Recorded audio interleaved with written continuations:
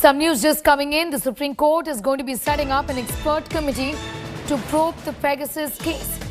The Chief Justice of India has said that some experts have been contacted to be part of the committee and are facing some personal issues and not able to join for detailed orders expected next week, what we are learning. Nalini Sharma is getting us more details on that. Nalini, so this effectively means that the court is looking at setting up an expert committee to probe the Pegasus snoopgate. Give us an idea about who could be the possible members of this committee and what is expected as far as the detailed order next week is concerned.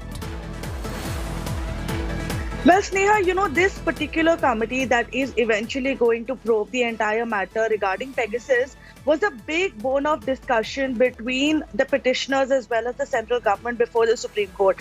Because while on one hand, the central government said that they had already set up their expert committee to look into the matter and give a detailed analysis and a report to the Supreme Court on exactly what went down. But at the same time, the petitioners had raised some major apprehensions, saying that the expert committee cannot be comprised of people that have been chosen by the government. And if there has to be a committee to set up to probe the entire matter, then that committee should be set up by the Supreme Court, and under the Supreme Court's supervision is how the entire committee should function. So it seems that the Supreme Court is taking a middle path. It has agreed with the petitioners where it is going to now set up an expert committee that is likely going to be different from the expert committee that was recommended by the central government before the top court.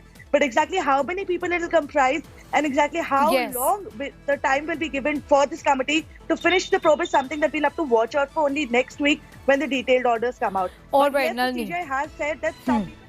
Nalini Sharma getting us that report from the Supreme Court of India.